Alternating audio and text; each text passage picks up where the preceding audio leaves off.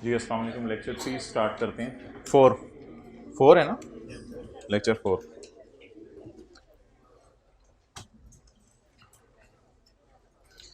अच्छा भैया, हम क्वेश्चन कर रहे थे लास्ट क्लास में, क्वेश्चन नंबर 16। उसमें हमारी डिस्कशन चल रही थी इस बात के ऊपर। आ जाओ भाई, फर्स्ट रो में आ जाओ, इधर आ जाओ। उसमें हमारी डिस्कशन चल रही थी कि एक साहब हैं जो अपना अकाउंटिंग ईयर चेंज करना चाह रहे हैं फ्रॉम 30 जून टू 31 दिसंबर, यानी 30 जून से वो अपना ईयर एंड लेके जाना चाह रहे हैं 31 दिसंबर as the income year of its parent company in USA ends on 31 दिसंबर। तो आपने इसमें रिक्वायरमेंट्स बतानी है, क्या रिक्वायरमेंट्स हैं of the income tax ordinance regarding change of tax year. तो टैक्स ईयर चेंज करने के लिए क्या रिक्वायरमेंट्स हैं, उसके लिए आपने क्या बताना है। नॉर्मल से स्पेशल पे जाना चाह रहे हैं, स्पेशल से नॉर्मल पे? 3 नंबर का सवाल है, 15 नंबर का सवाल है? 3 नंबर का सवाल है। तो मोहतरम इसके लिए ये रिक्वायरमेंट्स लिखी हुई हैं। मे अप्लाई इन राइटिंग, पहली रिक्वायरमेंट है आपने राइटिंग में अप्लाई करना है। किसको अप्लाई करना है? To commissioner. ये अगली रिक्वायरमेंट है कि तुम मुझे इजाज़त दे दो 12 महीने इस्तेमाल करने की, other than normal tax year as a special tax year, और कमिश्नर उसको इजाज़त दे देगा। ये इजाज़त देने से पहले वो एक कंडीशन कमिश्नर इम्पोज करेगा, क्या कि तुम कंपेलिंग नीड शो करो। तो ये 3 और 5 एनफ है। एक दो दफ़ा आई के अपने इसके जवाब में 7 भी लिखा है, कभी वो लिख देता है कभी नहीं, लेकिन इसकी उतना कुछ ज़रूरी नहीं है। 7 नहीं 8 कि ये ऑर्डर इफेक्टिव होगा फर्स्ट डे ऑफ स्पेशल, या अगर आप स्पेशल से नॉर्मल जा रहे हैं तो फर्स्ट डे ऑफ नॉर्मल। लेकिन 3 और 5 is enough for 3 marks. Clear? Okay ji बिल्कुल। लॉ की लैंग्वेज जिस हद तक आप लॉ के करीब याद रख करें उतना ही होनी चाहिए। अभी से करेंगे तो होगा, आने वाले दिनों में नहीं होगा। रोज़ाना का रोज़ाना याद करना पड़ेगा। जैसे ये आप हजरात ने कल जो है वो याद किया होगा, सोने से पहले किसी को घर में सुनाया होगा, और एक दो दफ़ा रजिस्टर पे भी लिखा होगा। इस तरह आपने साथ साथ याद करना है। ओके, तो कल हम रेजिडेंट इंडिविजुअल की बात कर रहे थे मोहतरम। तो जो हजरात पहले दिन आए हैं, कोई नहीं, कोई इतना बड़ा मसला नहीं होगा। बस एक बात सुन लें कि टैक्स वालों का साल 1 जुलाई को शुरू होता है, मिसाल के तौर पे 1 जुलाई 21, और ख़त्म होता है 30 जून 22 को। इसे कहते हैं टैक्स ईयर 2022। तो जो अगर ये साबित कर दिया जाए कि एक बंदा एक साल में 183 डेज या उससे ज़्यादा पाकिस्तान में रहा है, तो उसको क्या कहा जाएगा? बोलें, resident individual. Okay, point A ये था।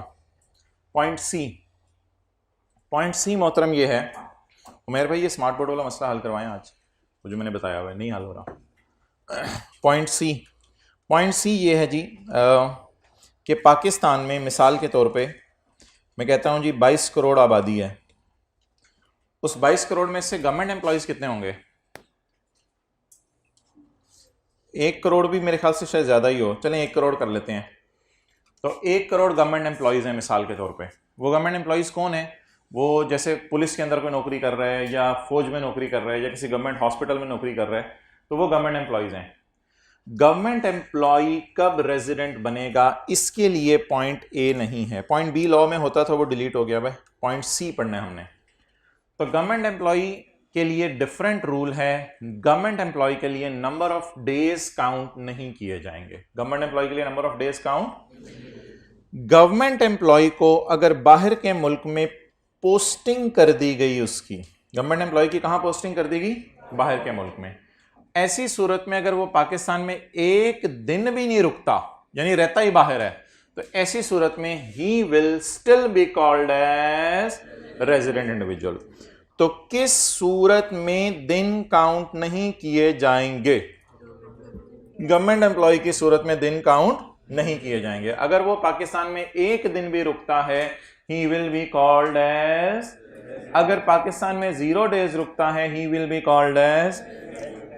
तो वो पाकिस्तान के फौजी जो सऊदी अरब साल के लिए 2 साल के लिए हुकूमत की तरफ से गए हुए हैं, तो चाहे वो पाकिस्तान ना भी आए, they will be called as resident individual. Clear? तो इज एन एम्प्लॉय और ऑफिशियल ऑफ फेडरल गवर्नमेंट और अ प्रोविंशियल गवर्नमेंट, जिसकी पोस्टिंग कहां हुई हुई है? Abroad in the tax year. Over. So that was all about resident individual. Now we will talk about resident AOP. ये दूसरी class में पढ़ाया होता है, उसको मिटा रहा होता हूँ. अच्छा, now we will talk about resident AOP.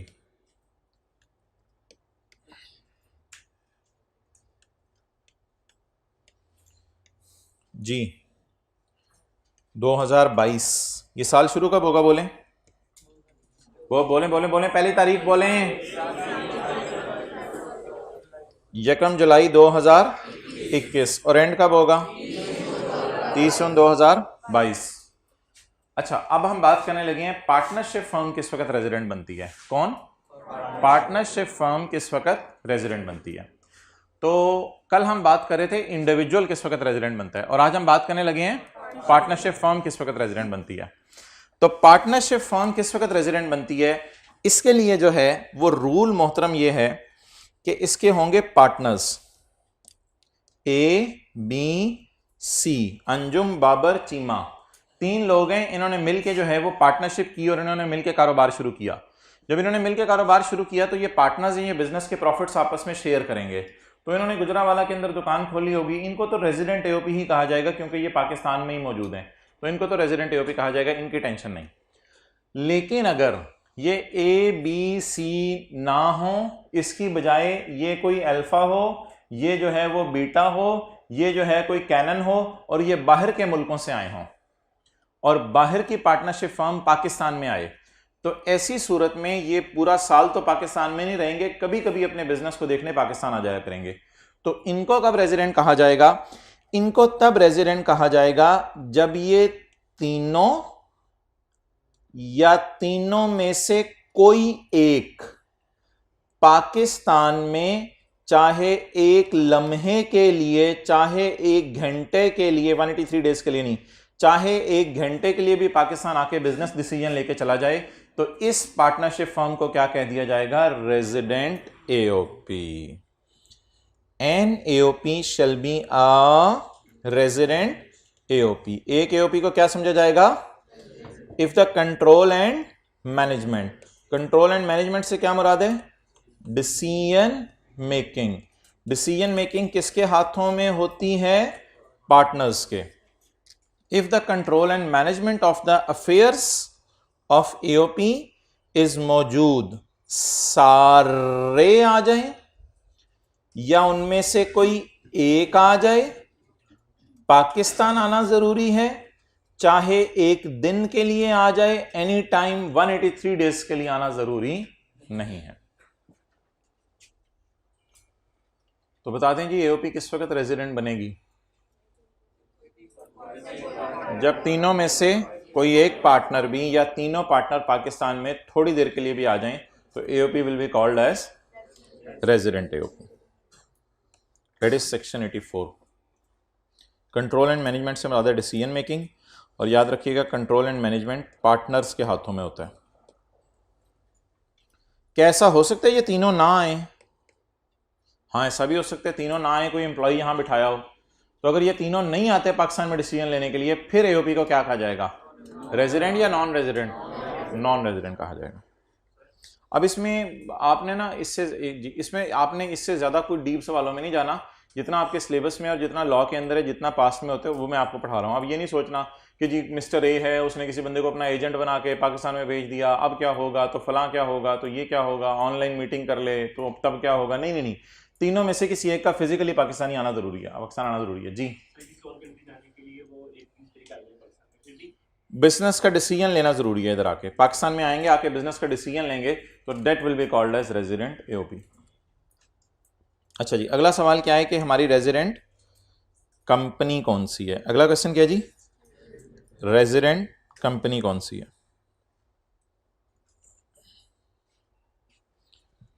अच्छा, कंपनी कब रेजिडेंट बनती है? इसके लिए हम एक सवाल पूछेंगे. इज कंपनी इन कॉर्पोरेटेड इन पाकिस्तान का कंपनी लॉ? पाकिस्तान के कंपनी लॉ का क्या नाम है? Companies act 2017. ये पाकिस्तान के कंपनी लॉ का नाम है. बस ये नाम नंबर याद रख लें, 2017 का साल. Is company incorporated in Pakistan company law? ये एक सवाल है। अगर इसका जवाब आता है यस, तो ऐसी सूरत में ये कंपनी सीधी सीधी रेजिडेंट कंपनी है। अगर इस सवाल का जवाब आता है नो, कि भाईजान कोई कंपनी है पाकिस्तान के अंदर आके काम कर रही है लेकिन पाकिस्तान के लॉ में अपने आप को रजिस्टर नहीं कराया। पाकिस्तान के लॉ में आपको पता होगा securities and exchange commission of Pakistan SECP के इदारे के पास जाके आप अपने आप को रजिस्टर कराते हैं। अगर इसने अपने आप को पाकिस्तान में आकर रजिस्टर नहीं करवाया, फिर एक और सवाल होगा, इसका कंट्रोल एंड मैनेजमेंट कहाँ है? इसका कंट्रोल एंड मैनेजमेंट कहाँ है? कंट्रोल एंड मैनेजमेंट पार्टनर्स के हाथों में नहीं होता। कंपनी के केस में कंट्रोल एंड मैनेजमेंट किसके हाथों में होता है? डायरेक्टर्स के हाथों में होता है। तो अगर इसका कंट्रोल एंड मैनेजमेंट सारा का सारा पाकिस्तान में है तो इसको कहा जाएगा रेजिडेंट। और अगर इसका control and management partly Pakistan में है या नो बिल्कुल पाकिस्तान में कोई भी नहीं डायरेक्टर आ रहा, तो ऐसी सूरत में इसको क्या कहा जाएगा? नॉन रेजिडेंट कहा जाएगा। तो पहले जरा समझ लें, ईओपी के केस में थोड़ा सिनेरियो डिफरेंट था। ईओपी के केस में यह था कि होली सारे आ जाएं या पार्टली या उनमें से कोई एक भी आ जाए तो क्या बन जाएगी? वो रेजिडेंट। लेकिन पार्टनरशिप के केस, सॉरी कंपनी के केस में थोड़ा डिफरेंट है। कंपनी के केस में क्या है, अगर तो पाकिस्तान के लॉ में रजिस्टर्ड हैं आप, ईओपी के केस में लॉ शॉ रजिस्टर्ड होना कोई शर्त नहीं है। कंपनी के केस में अगर पाकिस्तान के लॉ में रजिस्टर्ड हो जाए तो आप रेजिडेंट हैं, अगर पाकिस्तान के लॉ में रजिस्टर्ड ना हो और सारे डायरेक्टर आ जाएं तो आप रेजिडेंट हैं, और अगर सारों में से कुछ आ जाएं या बिल्कुल भी ना आए तो आप क्या हैं? Non resident. नोट कर लें।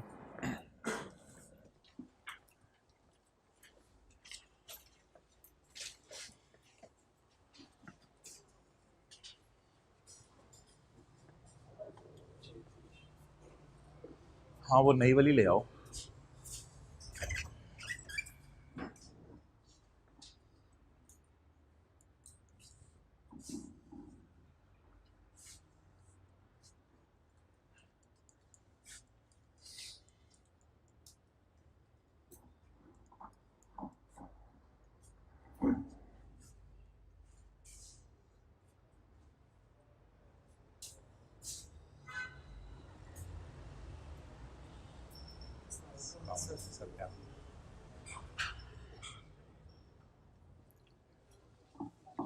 मैं जब इधर ही खड़ा हूँ तब नजर आ रहा हूँ, जब थोड़ा सा उधर होगा तब मेरे ख्याल से नहीं आ रहा।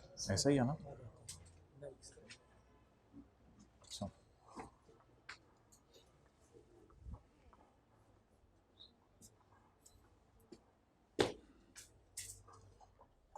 ओके। तो अब बता दें जी, अगर PTCL है या नेस्ले वाले हैं तो वो तो पाकिस्तान के लॉ में रजिस्टर्ड हैं, तो वो क्या हैं? रेजिडेंट। और अगर कोई बाहर की कंपनी पाकिस्तान आती है तो फिर क्या देखा जाएगा? अगर बाहर की कंपनी भी आके अपने आप को पाकिस्तान के लॉ में रजिस्टर करा ले, फिर तो डायरेक्टर्स को देखना ही नहीं, फिर तो वो कंपनी क्या है? रेजिडेंट।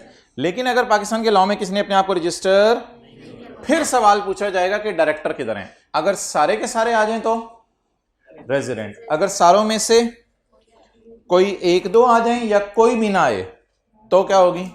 Non resident.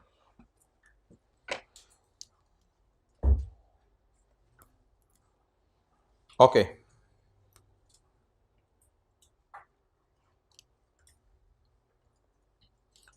पढ़ लें जी, सेक्शन 83 ले आओ। A company shall be a resident company for a tax year अगर if it is incorporated or formed, it is incorporated or formed under any law in force in Pakistan। क्या मतलब? कौन सा law?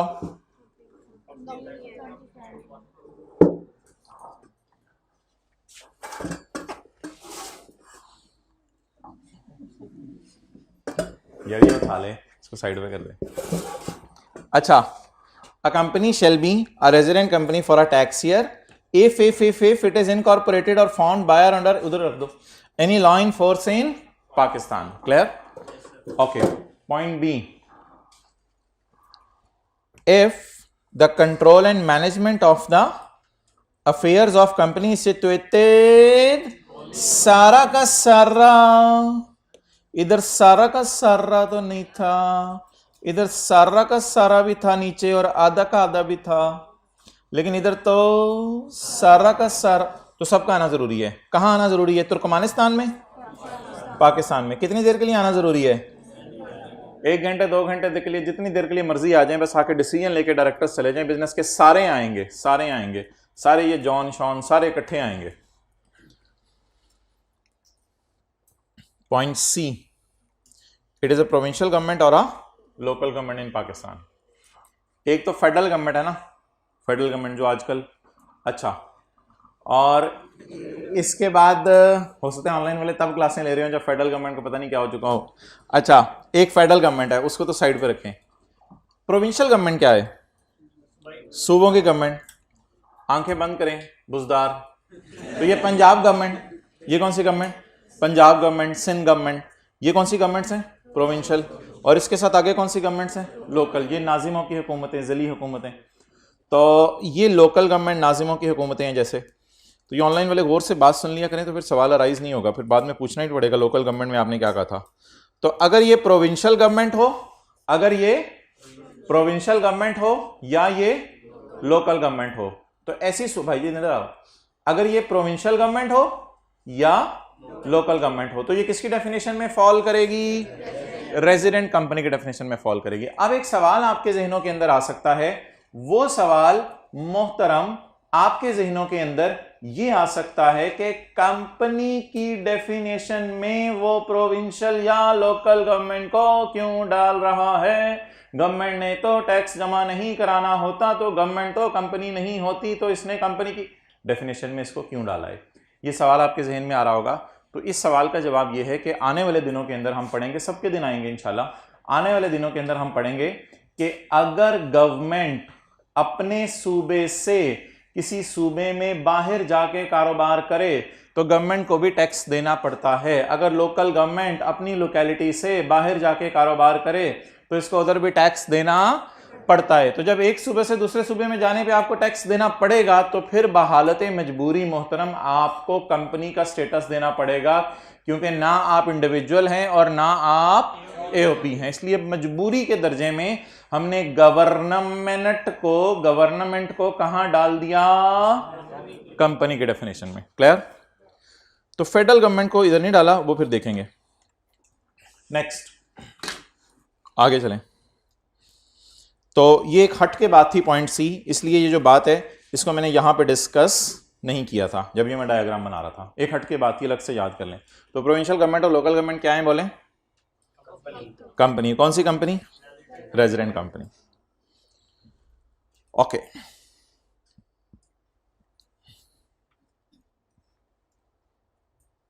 अच्छा, person में कौन कौन आता है?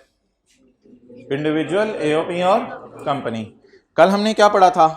कल हमने क्या पढ़ा था कि इंडिविजुअल रेजिडेंट कौन सा है। फिर कल हमने क्या, आज हमने क्या पढ़ा? रेजिडेंट एओपी कौन सी है। और आज हमने क्या पढ़ा? रेजिडेंट कंपनी कौन सी है। क्लियर? अच्छा, अब क्या मैं आपको एक डेफिनेशन दे सकता हूं नई, जो कि ना रेजिडेंट इंडिविजुअल की होगी, ना रेजिडेंट एओपी की होगी, ना रेजिडेंट कंपनी की होगी, बल्कि वो डेफिनेशन होगी, बोले बोले बोले किसकी? रेजिडेंट पर्सन की। किसकी होगी? रेजिडेंट पर्सन की डेफिनेशन होगी। रेजिडेंट पर्सन क्या होगा? ऊपर चेहरा शरीफ ऊपर। A person, a resident person is a person, बोलो। A resident person is a person who is resident individual, who is resident AOP, who is resident company. अभी आपको घर जाके अकेले में बैठ के किचन में याद करना पड़ेगा, शायद मुश्किल कॉन्सेप्ट है, पढ़ लीजिए।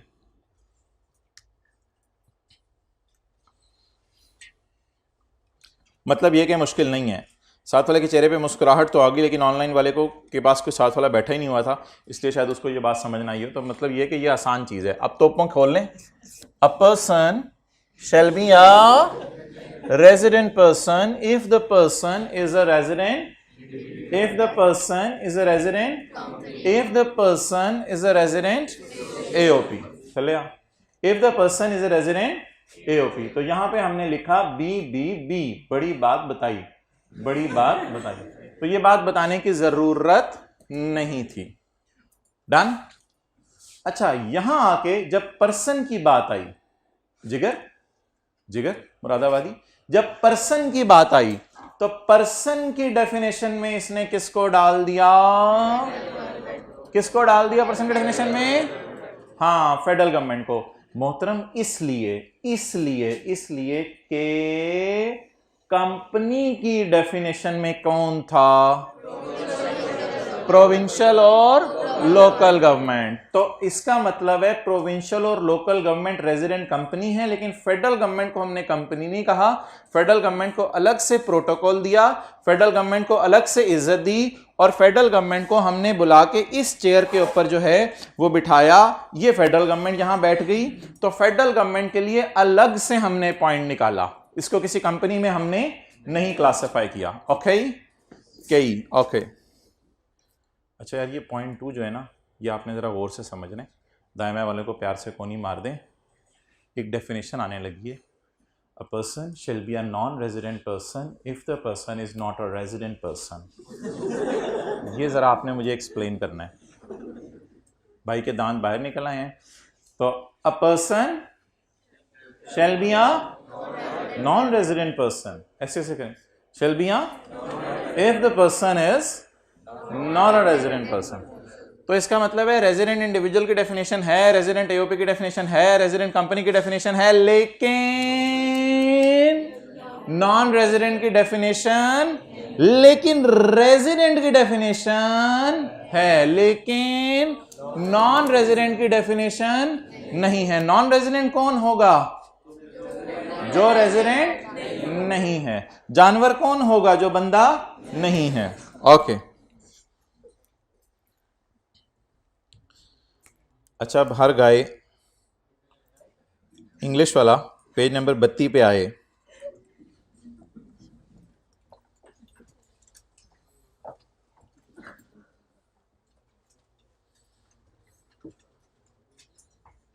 ये ना घर जाके कही अम्मी मुझे पता चले मैं गाय हूं।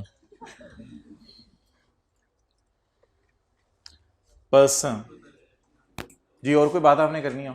अच्छा, पर्सन, अब किसकी डेफिनेशन आने लगी है? पर्सन की। पर्सन में कौन कौन आता है?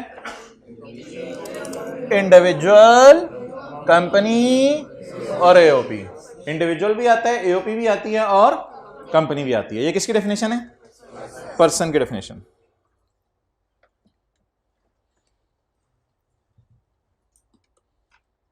ओके, पर्सन में कौन कौन आता है जी? इंडिविजुअल, एओपी और कंपनी। अच्छा, इसके साथ साथ जी मोहतरम, हाँ मैं लिखने लगा हूं। अच्छा, फेडरल गवर्नमेंट भी आएगा, फॉरेन गवर्नमेंट भी आएगा। इसके अलावा बाहर के मुल्कों में पॉलिटिक्स की बेस पे सब डिवीजन बन जाते हैं मुल्कों के, यानी पॉलिटिकल पार्टीज इतनी स्ट्रांग होती हैं कि वो अलग अलग सूबे बना लेती हैं। तो अगर किसी बाहर के मुल्क में पॉलिटिक्स की बेस पे सूबे अलग अलग सब डिवाइड हो गए हैं, तो फिर हर अलग अलग सूबे को जो पॉलिटिक्स की बेस पे डिवाइड हुए हैं उनको अलग अलग पर्सन कहा जाएगा। तो इससे मुराद होगा पाकिस्तान की गवर्नमेंट, फेडरल गवर्नमेंट। इससे मुराद होगा चाइना की गवर्नमेंट, तुर्की की गवर्नमेंट। और इससे मुराद कौन सा मुल्क है? हमारी बला से कि जिस मर्जी मुल्क में दुनिया के पॉलिटिक्स की बेस पे डिवीजन हुई हुई है, हमें क्या, जिस मर्जी मुल्क में हुई हुई है, हमने बस इतना सा लफ्ज़ याद करना है। पॉलिटिक्स की बेस पे अगर किसी मुल्क के अंदर सब डिवीजन हो गई है तो डैट विल बी बोलें कॉल्ड एज पर्सन। और आखिरी चीज जो है that is public international organization. Public international organization क्या होगी? पब्लिक इंटरनेशनल ऑर्गेनाइजेशन मेरे भाई ऐसा इदारा होगा जैसे कि मिसाल के तौर पे आप कह सकते हैं यूनिसेफ, जैसे कि वर्ल्ड हेल्थ ऑर्गेनाइजेशन। तो ये इदारे वर्ल्ड हेल्थ ऑर्गेनाइजेशन, IMF, ये वो इदारे हैं जिनको आप भाईजान क्या कहेंगे? Public international organization. तो पहले दिन हमने क्या पढ़ा था? पहले दिन हमने पढ़ा था के बोले बोले बोले पर्सन की डेफिनेशन में कौन कौन आता है? इंडिविजुअल, एओपी और कंपनी। लेकिन आज पता चला पर्सन की डेफिनेशन में फेडरल गवर्नमेंट भी आता है, बाहर के मुल्क की गवर्नमेंट भी आती है। और ये ऐसे ही लफ्ज़ याद करना है, इसमें आपको कोई सवाल पूछने की जरूरत नहीं, ऑनलाइन वालों को भी बार बार बस इतना लफ्ज़ याद करना है, political sub division of foreign government और in the end public international organization. ये सारे भी लॉ की नज़र में क्या हैं, बोलें, पर्सन्स हैं। हाँ, यहां पर्सन की डेफिनेशन में आपको वो प्रोविंशियल और लोकल गवर्नमेंट इसलिए नजर नहीं आएगी कि वो पर्सन की डेफिनेशन में नहीं होगी, बल्कि अभी थोड़ी देर में हम कंपनी की डेफिनेशन पढ़ेंगे तो वो कंपनी की डेफिनेशन में होगी। वो किसकी डेफिनेशन में होगी, कंपनी की डेफिनेशन में होगी। क्लियर? अब मेरे ख्याल से नोट करने की, चलें करना है कर लें, आपकी मर्जी है। लेफ्ट साइड पे सारा लिखा हुआ है as it is.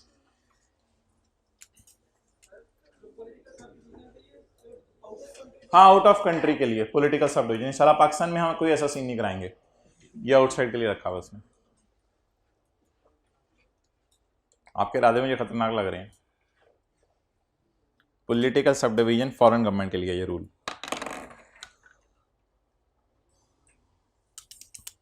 Okay, next.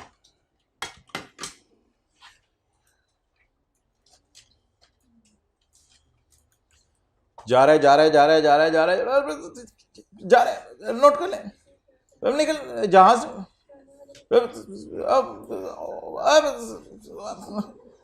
चलें जी। The following shall be treated as persons under the income tax ordinance 2001, namely an individual, B a company और एन एओपी। अच्छा, उसने लिखा हुआ है कंपनी चाहे इनकॉर्पोरेट फॉर्म और एस्टेब्लिश पाकिस्तान में बनी हो या एल्सवेयर। ये एल्सवेयर तुर्की के साथ है, पाकिस्तान में बनी हो या एल्सवेयर में बनी हो, एल्सवेयर तुर्की के साथ है, एल्सवेयर कहीं भी पूरी दुनिया में कहीं भी। तो कंपनी चाहे पाकिस्तान में बनी हो चाहे बाहर के मुल्क में बनी हो, उससे कोई फर्क नहीं पड़ता। कंपनी पूरी दुनिया की कंपनी, पर्सन तो है ना हमारी नजर में। हाँ, उसमें से रेजिडेंट कौन सी है, नॉन रेजिडेंट कौन सी है, वो अलग बहस है। वो आपसे इतनी बहस हो गई है कि आप बहस की तो आपने बहस शुरू कर देनी है, तो इसलिए उस बहस को छोड़ दें। रेजिडेंट कौन सी है, नॉन रेजिडेंट कौन सी है, वो अलग बात है। लेकिन कंपनी पाकिस्तान में बनी हो या बाहर के मुल्कों में बनी हो, उससे कोई फर्क नहीं पड़ता। सारी की सारी कंपनी हमारी नजर में क्या है, कंपनी और पर्सन है। Next, federal government. नेक्स्ट क्या जी? जी बिल्कुल, नेक्स्ट क्या है, फेडरल गवर्नमेंट या foreign government, a political sub division of a foreign government और पब्लिक इंटरनेशनल ऑर्गेनाइजेशन के आगे आपने लिख लिया वर्ल्ड हेल्थ ऑर्गेनाइजेशन। जी बिल्कुल, चलें जी जी जी जी।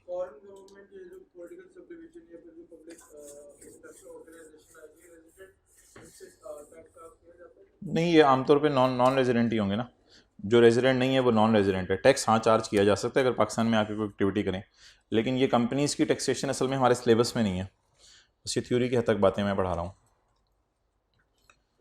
ओके, अब किसकी डेफिनेशन की तरफ हम मूव करने लगे हैं? अब हम कंपनी की डेफिनेशन की तरफ मूव करने लगे, जिसमें 7-8 चीजें हैं।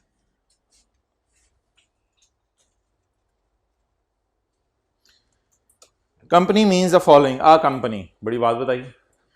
Company means the following, a company as defined in कौन सा लॉ?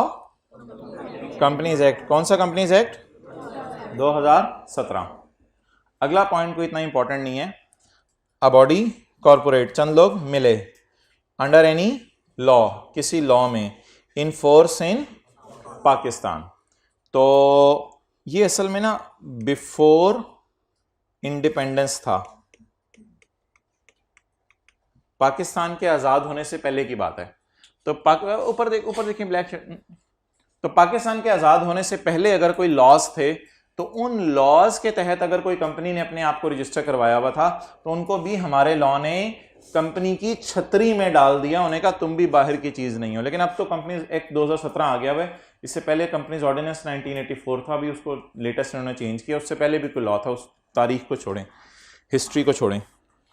तो ये है जी सारी स्टोरी। ये बस कोई इतना खास पॉइंट नहीं है जिसको आपने बस एज इट इज पढ़ लेना है, एक दफ़ा और याद कर लेना है। अब बॉडी कॉर्पोरेट, चंद लोग मिले, फॉर्म बाय और अंडर एनी लॉ। बाय और अंडर एनी लॉ में ये फर्क होता है। बाय लॉ का मतलब होता है हुकूमत ने कंपनी बनाई थी, अंडर लॉ का मतलब होता है कंपनी तो खुद बनी थी बाद में उसने जाके अपने आप को हुकूमत के अंडर रजिस्टर करवा लिया, और वो law in force in Pakistan हमें लाना पड़ा था क्योंकि पाकिस्तान में उस वक्त और कोई लॉ मौजूद नहीं था। मुदारबा, मुदारबा में ये होता है कि एक बंदा पैसे डालता है और दूसरा बंदा अपनी सर्विसेज देता है। तो मिसाल के तौर पे आप 10 लोगों ने 1-1 करोड़ रुपया डाला, 10 करोड़ हो गया, और $60 ने कहा मैं मोटरसाइकिल पे पहनने वाले एसी वाले हेलमेट बना देता हूं, तो उन्होंने ये काम कर दिया। तो आपने पैसा डाला, डॉलर्स ने सर्विस दी। इस अरेंजमेंट को क्या कहते हैं? तो मुदारबा का अरेंजमेंट भी किसकी डेफिनेशन में फॉल करेगा? कंपनी की डेफिनेशन में। Next, a body incorporated under the law of a country outside Pakistan relating to incorporation of companies. इसका क्या मतलब है?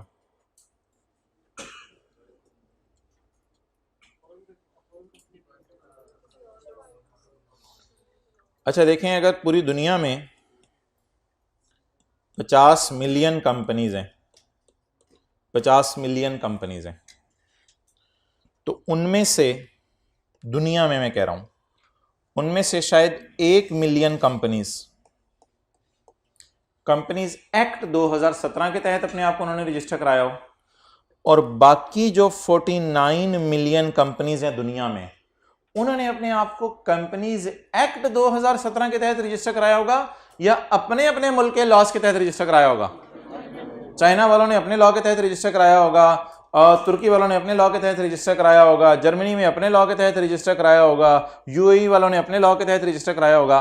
अब अगर पॉइंट डी में वो सारे दुनिया के मुल्कों के 250-300 मुल्क हैं दुनिया में, अगर सारे मुल्कों के सारे कंपनी लॉज के सारे नाम लाने की कोशिश करता तो हम सारे के सारे क्लास में बैठे हुए परेशान हो जाते और हम कहते भाईजान ये क्या हो गया, इतने ज्यादा नाम हम याद नहीं कर सकते।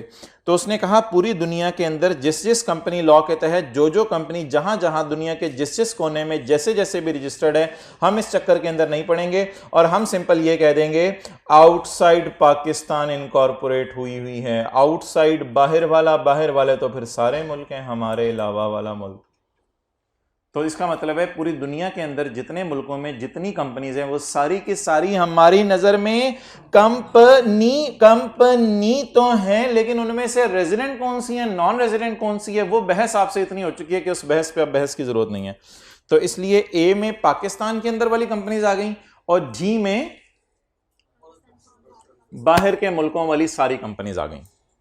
अब बॉडी कॉर्पोरेट, चंद लोग मिले under the law of a country, किसी लॉ के तहत जो कि आउटसाइड पाकिस्तान है, और किसको डील कर रहे हैं? इनकॉर्पोरेशन ऑफ कंपनीज को। तो ये है बात। 50 मिलियन अगर दुनिया में कंपनीज है तो 1 मिलियन थोड़ी सी कंपनीज पॉइंट ए में कवर हो गई, बाकी दुनिया की सारी कंपनीज पॉइंट डी में कवर हो गई। नेक्स्ट, एक कोऑपरेटिव सोसाइटी और a finance society. Cooperative societies आपने अक्सर सुना होगा, हाउसिंग कोऑपरेटिव सोसाइटी या कोई नहीं। अब्दुल्ला ठीक है, आप बैठो आराम से तो जाके। कोऑपरेटिव सोसाइटी और फाइनेंस सोसाइटी और एनी अदर सोसाइटी, दोस्तों की सोसाइटी इसमें नहीं आएगी। तो कोऑपरेटिव सोसाइटी, फाइनेंस सोसाइटी वगैरह लोगों को लोन वगैरह देते हैं। कोऑपरेटिव सोसाइटीज़ जैसे वापडा हाउसिंग कोऑपरेटिव सोसाइटी, इस टाइप की सोसाइटीज़ कहते हैं वो मेरी नज़र में क्या होंगी, बोलें? PCSIR सोसाइटी और पता नहीं क्या क्या नाम है। तो ये भी कहते हैं मेरी नज़र में कंपनीज़ हैं। बस इतना ही इस हद तक याद करना है क्योंकि कंपनीज़ की टैक्सेशन हमारे सिलेबस में नहीं, इसलिए इसकी तफसील में जाने की ज़रूरत नहीं। चंद साल पहले तक कोऑपरेटिव सोसाइटी की डेफिनेशन हमारे सिलेबस में होती थी, लेकिन अब वो निकल गई हुई है, इसलिए हमने सिर्फ नाम ही याद रखना है। पॉइंट एफ, नॉन प्रॉफिट इदारा जैसे ईदी वेलफेयर ट्रस्ट है, तो ये भी लॉ की नज़र में क्या है? कंपनी। अ ट्रस्ट, इसकी डेफिनेशन इंशाल्लाह कल पढ़ेंगे। अ ट्रस्ट और एन एंटिटी और अ बॉडी, कुछ लोग मिले और पाकिस्तान के अंदर किसी मौजूदा लॉ के तहत अपने आप को रजिस्टर करवा लिया। बहरहाल ट्रस्ट को कल पढ़ेंगे यहाँ पे आके। एच, अ फॉरेन एसोसिएशन, ये शेर है, शेर है। आप जंगल के बादशाह हैं, आपने जो है वो शेर को कह दिया कि भाई तू शेर नहीं है, तू चिड़िया है। अब शेर के रोने से कुछ नहीं होगा क्योंकि आप जंगल के बादशाह हैं, आपने इसको क्या नाम दे दिया है? चिड़िया। बाहर के मुल्क से, नॉन सियासी पोस्ट, बाहर के मुल्क से एक एओपी आई, अ फॉरेन एओपी, बाहर के मुल्क से कोई एओपी आई, विच द बोर्ड हैज जबरदस्ती declare to be a company. बाहर के मुल्क से दो पार्टनर आए और दो पार्टनर्स ने आके कारोबार शुरू किया। मिसाल के तौर पे ये जो है वो सचिन साहब हैं और ये जो है वो मचिन साहब हैं। इन दोनों ने जो है वो बाहर के मुल्क से आके पाकिस्तान में कोई पार्टनरशिप शुरू की और ये दो अपने आप को पार्टनर कह रहे हैं और ये पार्टनरशिप जी हजरात, बिजली के बाद तशरीफ आवरी है। सचिन और मचिन ने आगे कहा हम पार्टनरशिप फर्म हैं और हम आपस में पार्टनर हैं और एक दूसरे को देख रहे हैं, मैं तेरा पार्टनर तू मेरा पार्टनर, मैं तेरा पार्टनर तू मेरा पार्टनर। अब ऐसी सूरत में गवर्नमेंट ने कहा चलो तुम दोनों हमारी नजर में उड़ो, इधर से गायब हो जाओ, तुम दोनों हमारी नजर में क्या हो। अब अगर आप किसी पार्टनरशिप फर्म को जबरदस्ती कंपनी करार दे दें तो वो पार्टनरशिप होने के बावजूद भी क्या कही जाएगी अब्दुल्ला, क्या कही जाएगी, कंपनी कही जाएगी। अ foreign AOP which the board, board कौन सा, व्हाइट बोर्ड या federal board, which the board has जबरदस्ती, जबरदस्ती, विच द बोर्ड हैज जबरदस्ती डिक्लेयर टू, वो कह रहे मैं शेर हूं, बोर्ड कह रहे तू चिड़िया, मैं शेर तू चिड़िया। अच्छा, अ foreign AOP which the board has, ये क्या कह रहे हैं हम पार्टनर, बोर्ड कह रहे हैं नी तू company, which the board has जबरदस्ती declare to be a company for the purpose of income tax ordinance 2001। किस पर्पज के लिए, for the purpose of income tax ordinance 2001। Record तोड़ दें, किताबें ले लें, हाथ खड़े करें, आज किताब लेके जाएंगे। अच्छा डन हो गया जी। ये क्या लिखा हुआ है, वेदर इनकॉर्पोरेटेड और नॉट,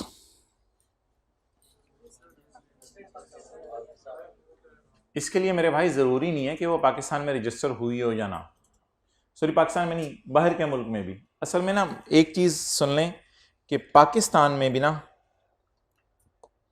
एओपीज को किसी लॉ में रजिस्टर कराना अपने आप को जरूरी नहीं है। जैसे कंपनीज को securities and exchange commission of Pakistan के पास जाके रजिस्टर कराना जरूरी होता है ना, कंपनी अपने बिल बोर्ड पे या बोर्ड्स पे कंपनी लिख ही नहीं सकती जब तक कि securities and exchange commission of Pakistan से रजिस्टर ना करवा ले, SCCP से। लेकिन एओपीज को याद रखिएगा, पाकिस्तान में अपने आप को रजिस्टर कराना जरूरी नहीं है। आप जो है वो असलम है, आपके साथ वाला अकरम है, दोनों ने अमरूद बेचने का कारोबार शुरू कर दिया। आपने आपस में पार्टनरशिप में एग्री कर दिया कि 1000 रुपए के अमरूद खरीदेंगे, 1200 के बिके, 100 तो ऐसी 100 मेरा, तो ऐसी सूरत के अंदर क्या होगा, आपको कहीं जाके अपने आप को, पाकिस्तान की बात कर रहा हूं, रजिस्टर कराना जरूरी नहीं है। हाँ, साल के एंड पे FBR को आप टैक्स जरूर देंगे, लेकिन इसका मतलब ये नहीं कि किसी इदारे के पास जाके आप अपने आप को रजिस्टर करवा रहे होंगे। तो याद रखिएगा, एओपीज के लिए पाकिस्तान में कोई रूल नहीं है कि कारोबार शुरू करते हुए किसी इदारे के पास जाके अपने आप को क्या करवाएं, रजिस्टर करवाएं। तो रजिस्टर करवाना कहीं जरूरी नहीं है। इसीलिए वो कह रहे हैं कि जो बाहर के मुल्कों से कई दफा एओपीज आती है ना, हो सकता है वो बाहर के मुल्क में रजिस्टर हुई हो या ना हो, कहते हैं मुझे उससे कोई फर्क नहीं पड़ता, चाहे वो बाहर के मुल्क में रजिस्टर हो या ना हो, कोई फर्क नहीं, हो या ना हो, हाँ कोई नहीं जरूरी। फॉर्म कहाँ रजिस्टर होती है, वो फॉर्म आईकैप से रजिस्टर होती होंगी पाकिस्तान के किसी लॉ के अंदर, वो तो आईकैप से जाके सीए फॉर्म से रजिस्टर होती हैं। मैं जनरल पार्टनरशिप के कारोबारों की बात कर रहा हूँ, कहीं पार्टनरशिप को रजिस्टर कराना जरूरी नहीं है। आज मैं और आप जो है वो कारोबार शुरू करते हैं पापड़ बेचने का, कहीं रजिस्टर कराना जरूरी नहीं है। ठीक है जी। तो ये जो बाहर के मुल्क से एओपीज आके पाकिस्तान में बैठ जाती हैं, इनको अगर बोर्ड जबरदस्ती, ये बड़ी बड़ी एओपीज होती हैं जो उनके बड़े स्केल के बिजनेस होते हैं, इनको जबरदस्ती बोर्ड कंपनी कह देता है। तो अगर ये कंपनी बन जाती हैं तो क्या इनके लिए बाहर के मुल्क में अपने आप को रजिस्टर कराना जरूरी है?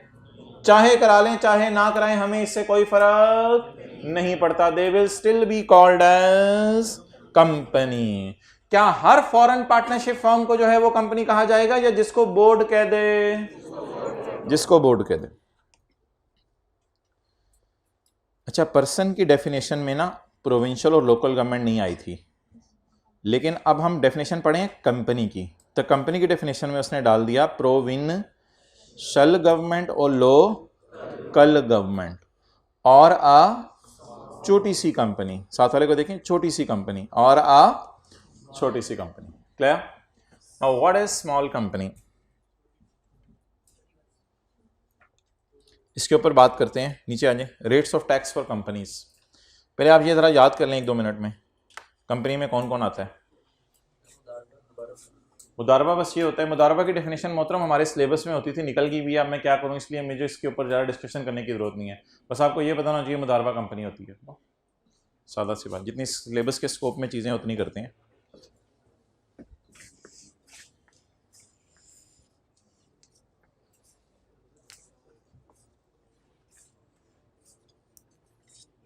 साथ साथ याद करे हो या संडे के लिए छोड़ा हुआ है?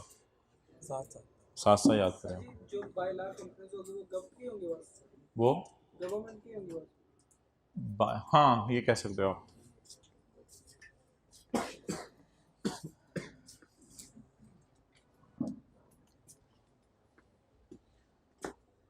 ओके, तो ट्राई कर लेते हैं, इस वजह से हुआ है, अभी ट्राई तो करते हैं ना बैठ के। अच्छा जी, now the next thing is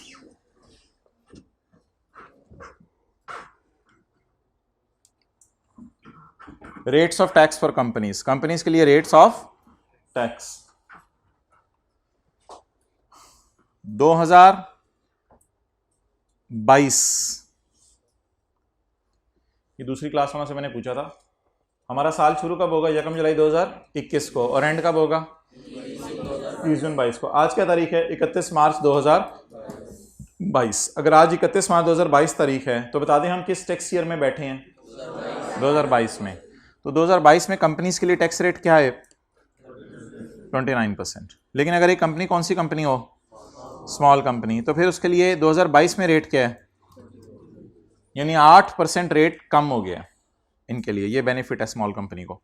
2023 में इनके लिए रेट क्या होगा? 20%। और 2024, 25, 26 में भी 20%। यानी हर साल काम नहीं होगा कि 0% रेट हो जाए, बल्कि नेगेटिव में चला जाए, हुकूमत इनको टैक्स दे रही हो। तो इनके लिए रेट कितने परसेंट है? 20%। अच्छा, अब किसकी डेफिनेशन हम पढ़ने लगे हैं? स्मॉल कंपनी की। किसकी डेफिनेशन पढ़ने लगे हैं? Small company means a company registered on or after 1 July 2005। तो स्मॉल कंपनी एक ऐसी कंपनी है जो किस वक्त रजिस्टर हुई थी?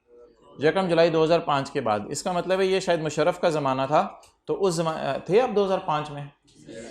2005 में मिल्क पीते बच्चे थे? सीरियसली? कब पैदा हुए? 2003 में, 4 में? 1999 वाले कौन से हैं? हाथ खड़ा करें।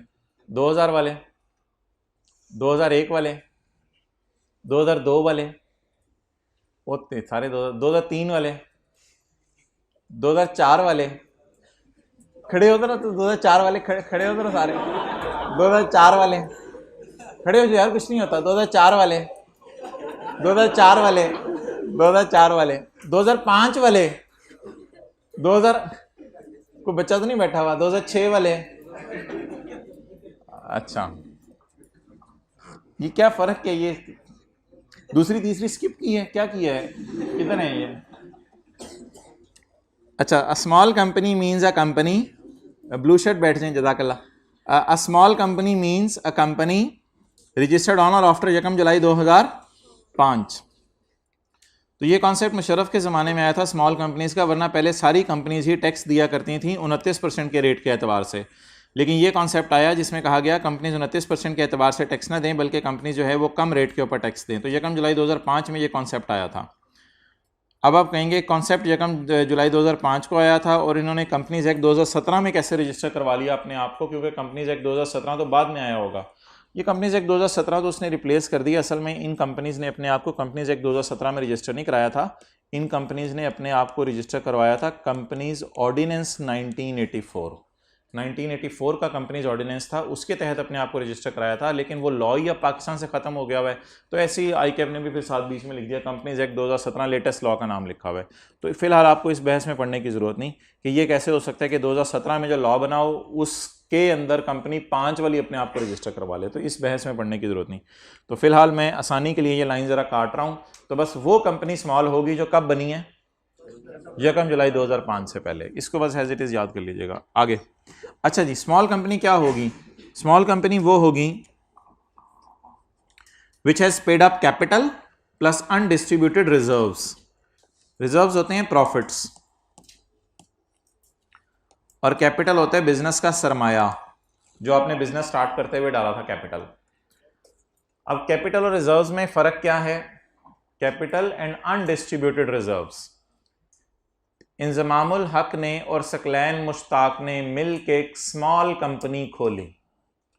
करोड़ उसने डाला, करोड़ उसने डाला, 2 करोड़ डाल के स्मॉल कंपनी खोली। ये जो बिजनेस स्टार्ट करते हुए पैसा डाला जाता है 2 करोड़ रुपया, इसे क्या कहते हैं? कैपिटल या प्रॉफिट्स? उसके बाद इन्होंने चीजें खरीद के बेचना शुरू की। साल के एंड पे इनको 50 लाख रुपए प्रॉफिट आया। उस 50 लाख में से ये लोग 20 लाख घर लेके चले गए, 30 लाख इन्होंने कंपनी में ही पड़ा रहने दिया इस्तेमाल के लिए। वो जो 30 लाख है वो डिस्ट्रीब्यूटेड रिजर्व है या अनडिस्ट्रीब्यूटेड रिजर्व है? तो अनडिस्ट्रीब्यूटेड का मतलब है ऐसा प्रॉफिट जो अभी बांटा नहीं। तो प्रॉफिट मुराद है इधर या ऐसा प्रॉफिट जो अभी बांटा नहीं? तो अगर किसी कंपनी का कैपिटल और प्लस प्रॉफिट्स जमा कर लिए जाएं, कौन से प्रॉफिट्स? जो टोटल जो प्रॉफिट्स आए वो नहीं, वो प्रॉफिट्स जो अभी बांटे नहीं। ये किससे कम हो? 50 मिलियन से कम हो, तो ऐसी कंपनी को क्या कहा जाएगा? Small company. क्लियर? इन दोनों को जमा करना है। अब देखिए मिसाल के तौर पे एक कंपनी कहती है मेरा कैपिटल है 30, अनडिस्ट्रीब्यूटेड रिजर्व है 11, तो टोटल कितना हो गया? 41। तो 41 50 से कम है ना? नॉट एक्सीडिंग का मतलब क्या है? बढ़े ना, तो 50 से कम है, तो फिर ये स्मॉल कंपनी बनेगी नहीं बनेगी? बनेगी। और अगर 30 प्लस 30 होता तो ये कितना हो जाता? फिर तो ये स्मॉल कंपनी नहीं है, फिर तो ये बड़ी कंपनी है। Okay, next.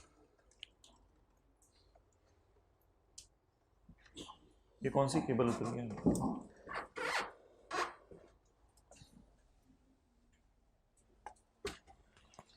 अच्छा जी,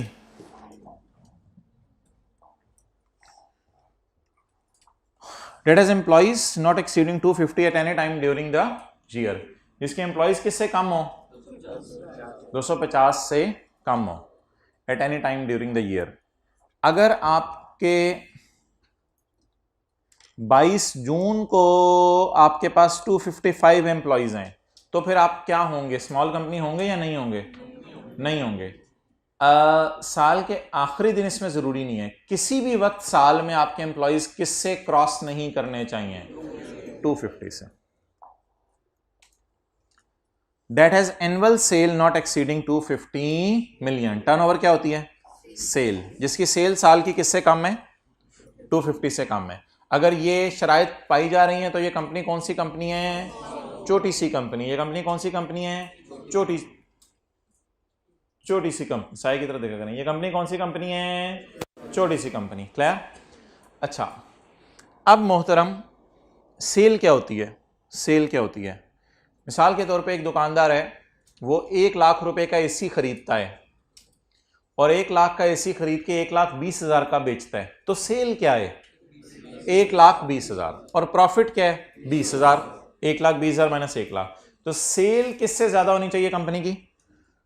250 मिलियन से ज्यादा होनी चाहिए तो स्मॉल कंपनी नहीं है, और अगर 250 के अंदर अंदर है तो स्मॉल कंपनी है। अच्छा, वैसे मजे की बात है, कोई कंपनी आपको आके बताए कि मेरे 240 एम्प्लॉइज हैं, आप कहेंगे स्मॉल कंपनी, छोटी सी कंपनी। कहेगा मेरे 240 एम्प्लॉइज हैं यार, 240 एम्प्लॉइज हैं, आप कहेंगे छोटी सी कंपनी।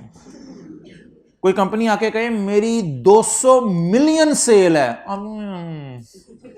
छोटी सी कंपनी। ओए मेरे 40 मिलियन कैपिटल, छोटी सी कंपनी। चलें वापस आ, बहरहाल इस तरह की हरकतें नहीं करते, शर्मिंदा नहीं करते किसी को। Okay, point number 4। जी भाई कुछ बोलना चाह रहे थे, बोल गए। अच्छा, 2005 में एक कंपनी थी जिसके 400 एम्प्लॉइज थे।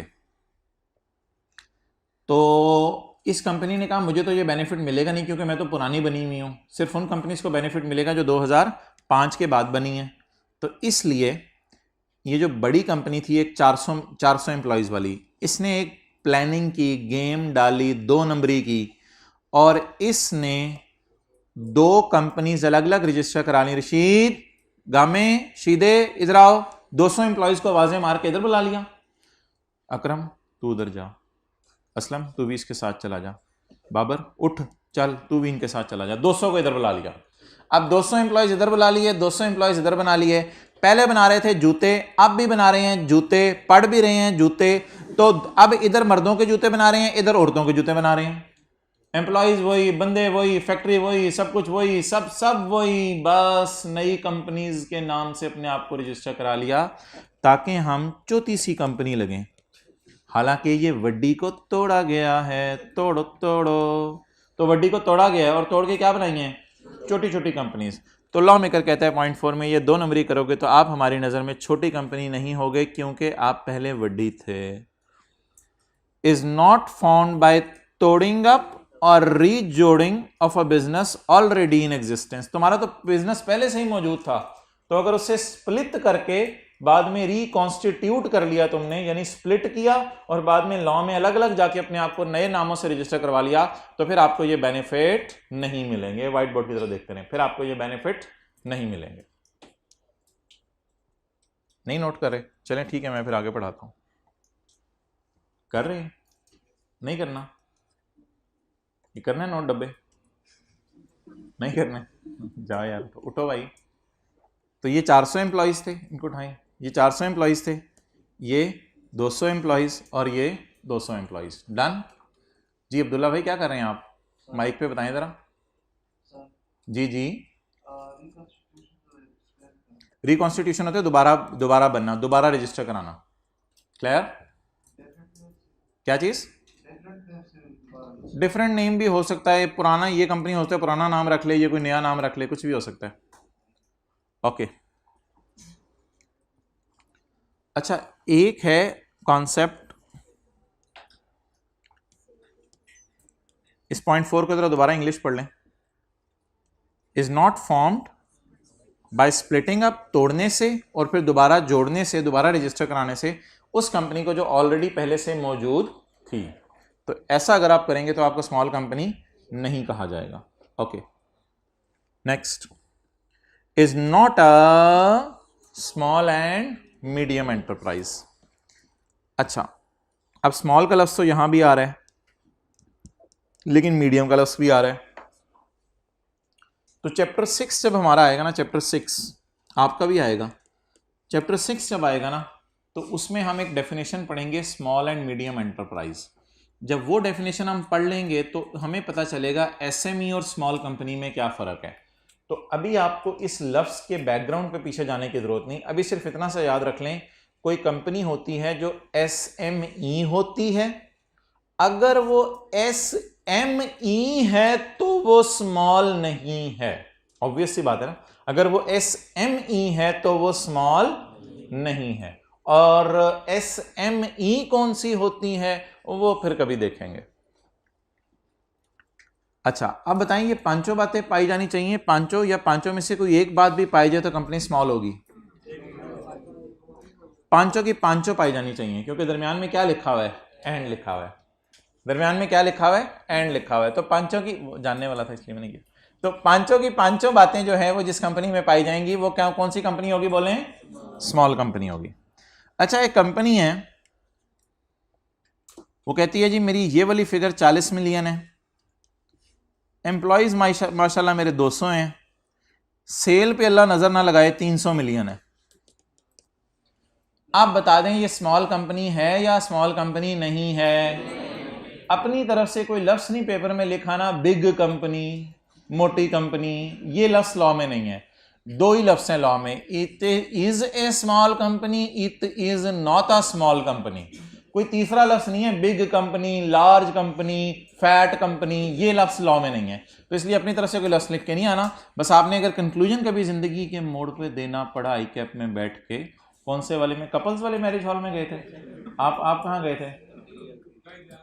कायदे आजम इंपीरियल। अच्छा, तो इसलिए मेरे भाई ये बात याद रखिएगा कि ये 5 की 5 शराइत सारी पूरी होना जरूरी है। अब माना कि आपने पेड अप कैपिटल जब इसका देखा तो आपने कहा 40 मिलियन, जब आपने एम्प्लॉयज देखा 200 मिलियन, छोटी सी कंपनी, जब आपने सेल देखा आपने कहा आ जाओ, तो फिर तुम स्मॉल कंपनी नहीं हो। अगर तुम स्मॉल कंपनी नहीं हो तो चाचू तुम्हारा इंतजार कर रहे हैं। चाचू ने कौन सा रेट लगाना है फिर एफबीआर ने 29% रेट लगाना है। लास्ट रो के अंदर जो है वो टीए भाई धड़ाधड़ मोबाइल यूज कर रहे हैं क्योंकि पीछे कोई देख नहीं रहा, इसलिए वो मजे से मोबाइल यूज कर रहे हैं। करना भी चाहिए, कोई मसला नहीं, वेले बैठे हैं अभी। आगे चलें जी, 32 एओपी। आप क्या है एओपी, बस करते हैं ये इसका ए और 2 पॉइंट ए और बी पढ़ के बस करते हैं। एओपी, एओपी क्या होती है जी? पार्टनरशिप फर्म्स, अ फर्म, मजबूती होता है फर्म, नहीं फर्म अगले सफे पे देखेंगे इंशाल्लाह। A firm, a Hindu undivided family. भाईजान कोई शर्मा थे, कोई चरमा थे, कोई लरमा थे, ये तीनों जो है वो आपस में भाई थे। तो ये तीनों भाई जो है वो जब पाकिस्तान की तकसीम हो रही थी तो शर्मा ने चरमा को कहा लरमा को लेके साथ चलें पाकिस्तान। तो ये तीनों जो है वो पेशावर में पाए गए। अब जब ये तीनों पेशावर में पाए गए, इन्होंने आके गुजरांवाला में एक ब्रांच खोली। जब इन्होंने गुजरांवाला में ब्रांच खोली तो कमिश्नर ने पूछा तुम तीनों अलग अलग हो? इन्होंने कहा जान चली जाएगी, डिवाइड नहीं होंगे, हमारा एक ही कारोबार है।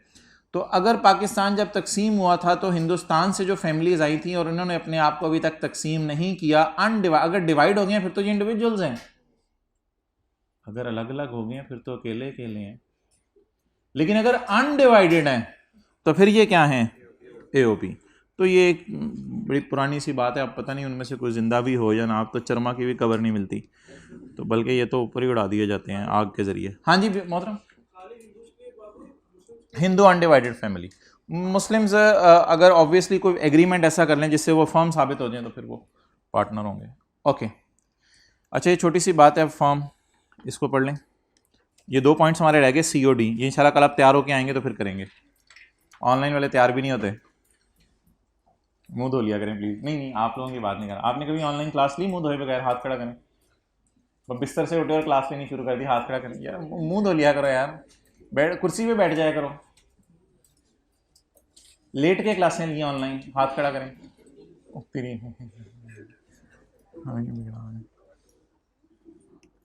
अच्छा जी, आखिरी महीने में 25-25 लेक्चर लिए एक सब्जेक्ट के।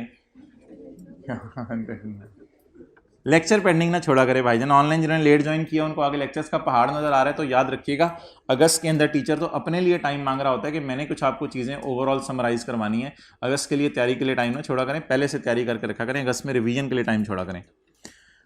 ओके, फर्म मीन्स द रिश्ता between the Mia Bibi who have agreed to spend life together till death and in Jannat as well. ये फर्म है। ओके, वापस आ जाएं जिथे दी खोती हो। अच्छा, फर्म का क्या मतलब है? द रिश्ता बिटवीन द पर्सन्स। आप इधर आओ जल्दी, टाइम नहीं, 9 मिनट बचेंगे, पास पेपर के सवाल कराने हैं। मुझे हाथ मिलाओ। ये एक रिश्ता है कितने बंदों के दरमियान? 2 बंदों के दरमियान। ये एक रिश्ता है कितने बंदों के दरमियान? 2 बंदों के दरमियान। मौलवी साहब ये रिश्ता करवा रहे हैं, ये रिश्ता कितने बंदों के दरमियान है? कितने बंदों के दरमियान है? 2 बंदों के दरमियान रिश्ता है। और ये रिश्ता क्या है? They have agreed to share the profits of business. They have agreed to share the profits of business. ये प्रॉफिट्स ऑफ बिजनेस करेंगे। Carried on by all, carried on by all. हो सकता है सुबह दोनों ही आके दुकान पे बैठ जाएं एक दूसरे को देखने के लिए। कैरिड ऑन बाय ऑल, हो सकता है दोनों दुकान पे आके बैठ जाया करें। और any one of them acting for all, या एक दूसरे को उठ के कोनी मारे जा तू ही जा दुकान पे। Any one of them acting for all. तो सारे पार्टनर्स का बिजनेस में आना जरूरी है, या पार्टनर्स में से कोई एक पार्टनर भी दुकान पे आके बैठ जाए तो वो फर्म है। तो ये जी फर्म की डेफिनेशन है। अब आप शुरू करें past papers. Question number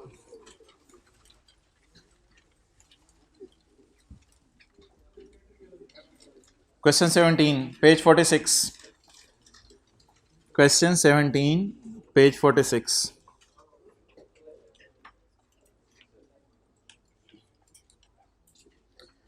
In view of the provisions of Income Tax Ordinance 2001 and rules made thereunder, determine the residential status.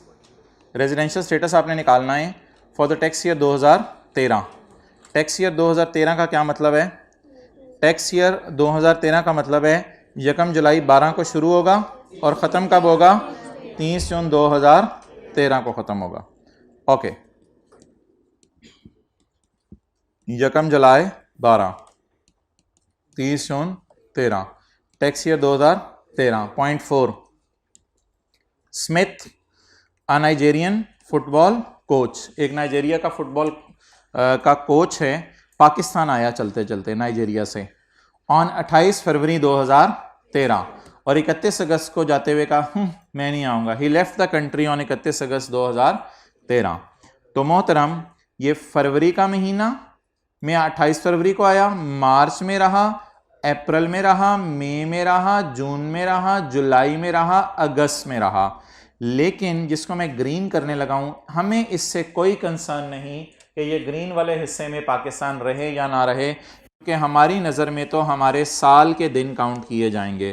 तो अगर मैं दिन गिनने पे आऊं तो फरवरी में 1, मार्च में 31, अप्रैल के अंदर जो है वो 30, मई के अंदर 31 और जून के अंदर 30 और टोटल बन गया 123. तो 123 डेज ये पाकिस्तान में रहा. Therefore he will be considered as non resident. ना स्मिथ पे जाने, ना नाइजीरिया पे जाने, ना फुटबॉल पे जाने, ना आपने और किसी चीज़ पे जाने. आपने सिर्फ ये देखना है कि नंबर ऑफ डेज कितने रहे. तो नंबर ऑफ डेज की बेस पे रेजिडेंशियल स्टेटस निकलेगा. तो इसका जवाब लिखें आप, जिसको आप कहते हैं ना जवाब ही दे दो, वो वाला जवाब लिखें. An individual shall be a, speed up guys, an individual shall be a resident individual, an individual shall be a resident individual. नहीं नॉन रेजिडेंट नहीं मैं लिखवा रहा, खुदा का खौफ कर यार. an individual shall be a, पहले बात तो करवा लेने, लिख. an individual shall be a resident individual if he is present in Pakistan. if he is present in Pakistan, ना आपने भी लिखना है ये अंग्रेजी क्लास के बाद में. if he is present in Pakistan for a period of, if he is present in Pakistan, ये वो है जो आपने घर में कल याद किया है. if he is present in Pakistan for a period of, or period amounting in aggregate to, or period amounting in aggregate to 183 days or more, 183 days or more in a tax year, 183 days or more in a tax year.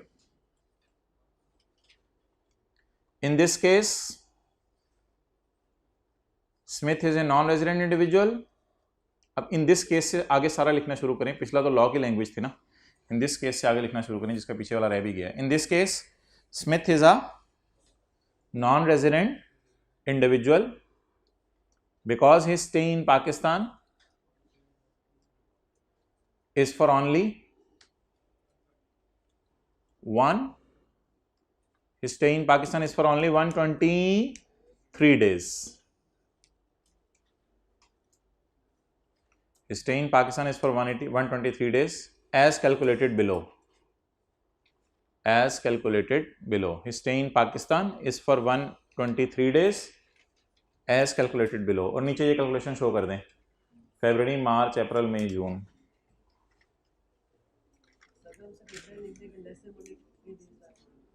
भाई ये सवाल की जान लेने के बराबर है कि अगर आप इस तरह लिखाएं, he stayed in Pakistan for 123 days, he is non-resident, I am moving to next question. Law की लैंग्वेज, लॉ की प्रोविजन भी लिखा करें. Okay, point 1, Rameez proceeded to Saudi Arabia on 24 December 2012. तो उससे पहले किधर था? ओ भाईजान, अगर 24 दिसंबर को सऊदी अरब चला गया तो उससे पहले किधर था? खुदा के लिए बता दें, आप क्या चाहते हैं? तो Rameez proceeded to Saudi Arabia on 24 December 12. इसका मतलब है जुलाई, अगस्त, सितंबर, अक्टूबर, नवंबर और 24 दिसंबर तक पाकिस्तान था, बल्कि 24वां दिन भी गिनेंगे क्योंकि प्रोसीडेड ऑन 24, इसका मतलब है 24 की फ्लाइट थी, जाने वाले दिन काउंट किया जाएगा।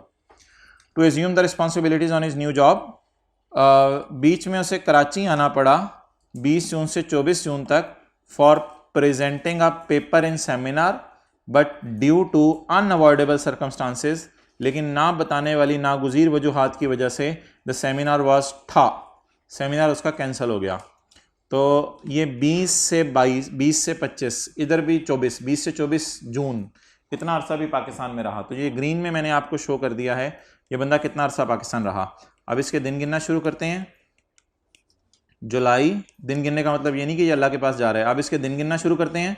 जुलाई, अगस्त, सितंबर, अक्टूबर, नवंबर, दिसंबर 24 और जून 20, 21, 22, 23, 24, कितने बन गए टोटल? यार वो मेरे घर से कैलकुलेटर लाना। अब्दुल्ला ये निकलो बाहर, इशारे से लेफ्ट हो। 182 डेज। तो an individual shall be considered as a resident individual if he is present in Pakistan. अब जो 2x पे सुन रहे हैं उनका 4 चल रहा है। An individual shall be a resident individual if he is present in Pakistan for a period amounting in aggregate to 183 days or more in a tax year. In this case, as he stays for a period of only 182 days, therefore he will be considered as non-resident individual as calculated below. तो ये आप जवाब दे के आएंगे इसका।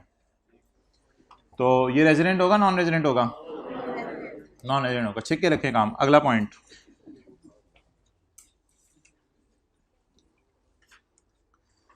अभी तक individuals के सवाल कर रहे हैं हम। स्मिथ, रमीज,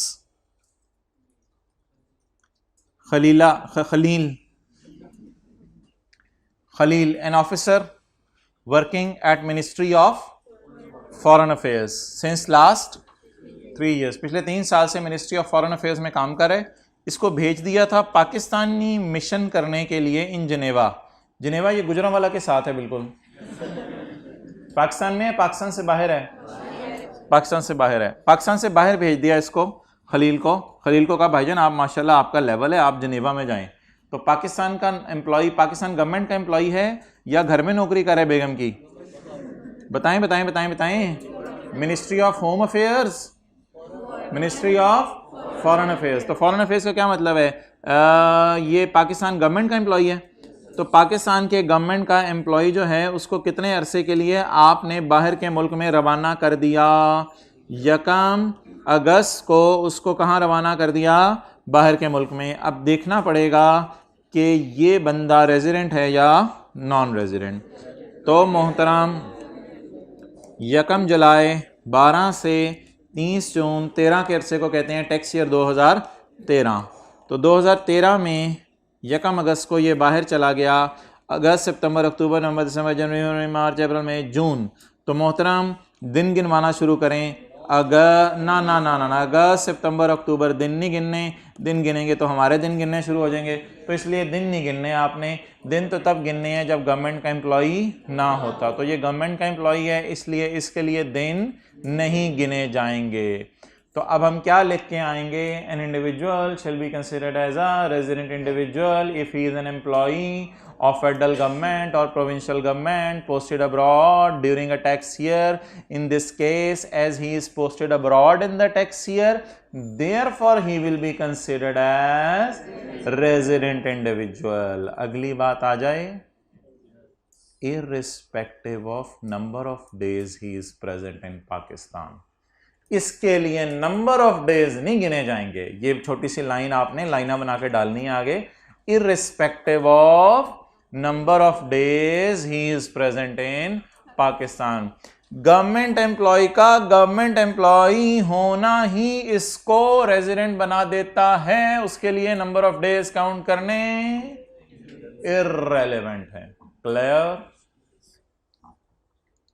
ठीक है, क्लोज कर दो भाई, इंशाल्लाह आप कल आगे चलते हैं। अगला पॉइंट खुद कर लीजिएगा 3।